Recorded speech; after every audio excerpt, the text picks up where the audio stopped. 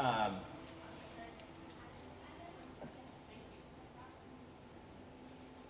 what is your first and last name?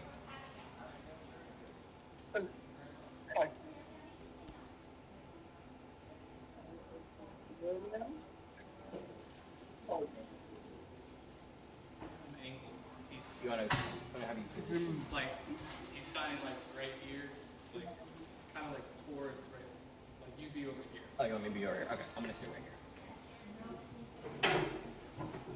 Can you hear her? Okay. Like a little bit. Is there a way to make it a little bit louder on your end, or for you to be a little closer to the microphone so we can hear you? Yeah, I'm cranking it up too. Okay, is that better? That should be better. Is that better? Okay.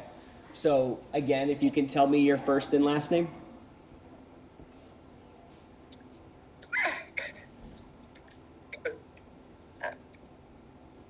Yes, my name is William Holman. And can you spell your first and last name for me? Yes. William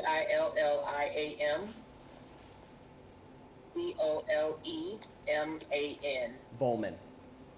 Holman. Holman. Holman, C as in cat. Coleman.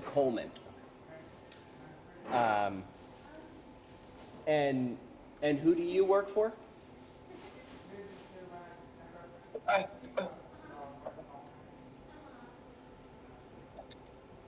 I work for Enterprises Rental Car Services in Sarasota. I work as a manager in training. And what are you doing here today?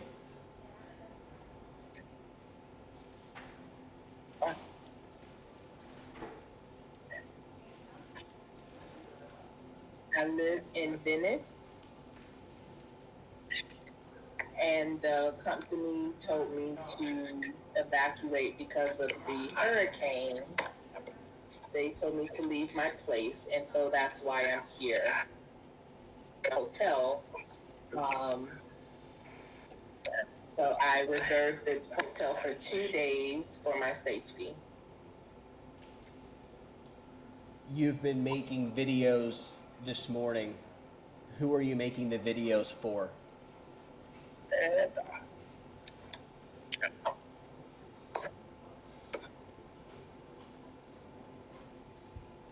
Yes. These videos are for the deaf community in Florida and in other parts of the country. We want everyone to know what's going on with the hurricanes in Georgia, as well as we partnered with David Cowan, who is in Georgia, and he interprets and gets information. So we have been sharing information with people in Florida through David Cowan.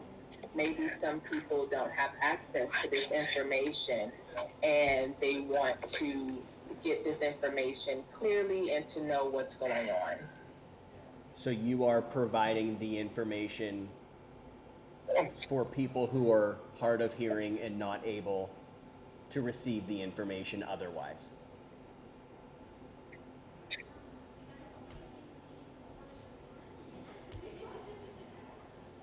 That is correct.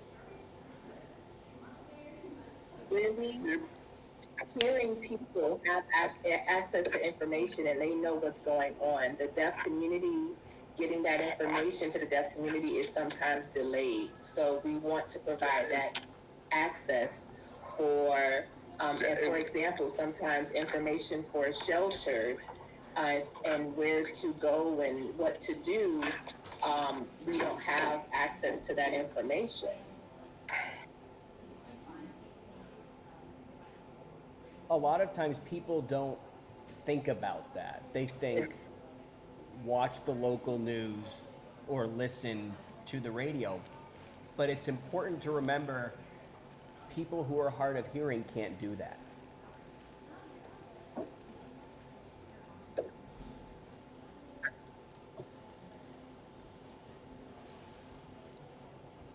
That's correct. Also, we have a population of deaf-blind people that doesn't have access to this information. So the deaf-blind community have even more barriers with getting information to them in communication. So I'm trying to increase that awareness and give equal access to all different populations.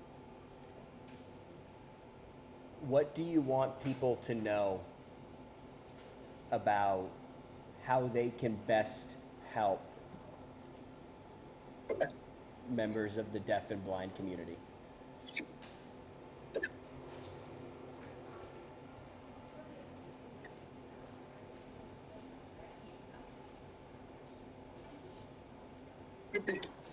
It would be nice to have the hearing community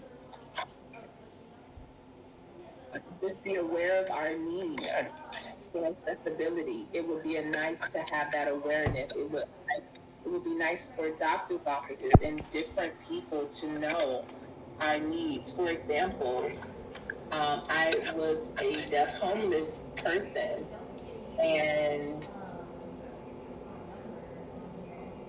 trying to find a way to get deaf and hard of hearing people access is not easy. It's really a struggle, but we are continuing to raise awareness and fight for equal access.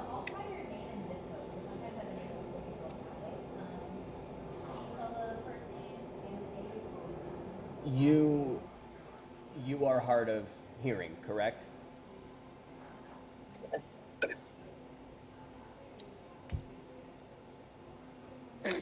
I am profoundly deaf.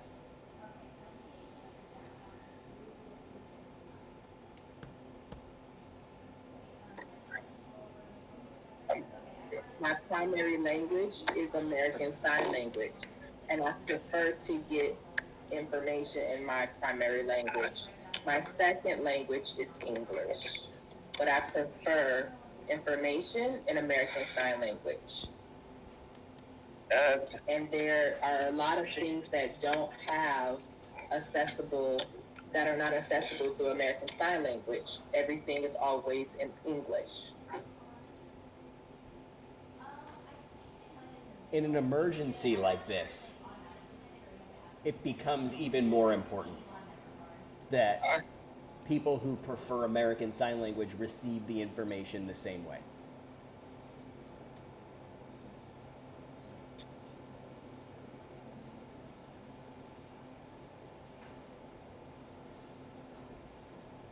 Yes. Yes. Absolutely. And what's more, I am blessed because I have an interpreter here on screen.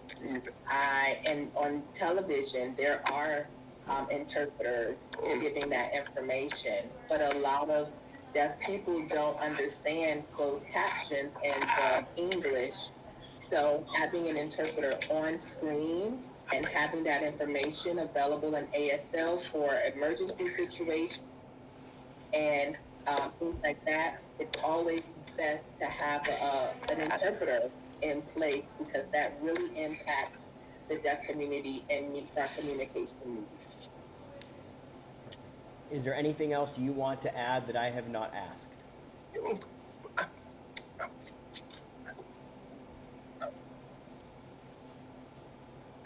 There is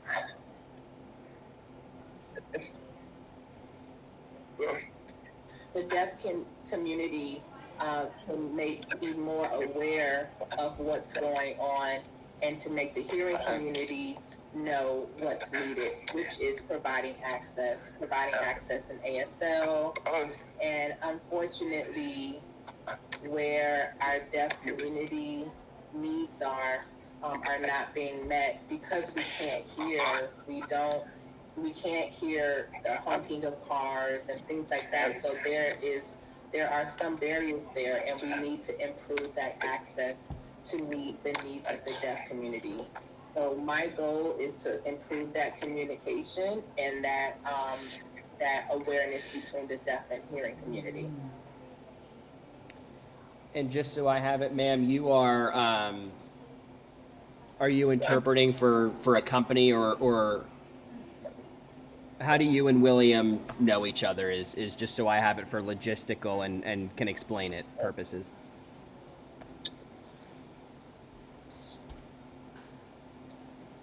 Okay.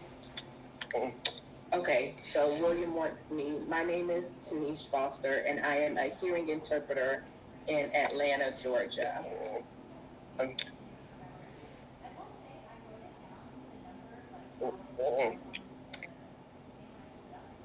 And my name, the gentleman that you see on screen, my name is David Cowan, and I am a deaf interpreter in Atlanta, Georgia.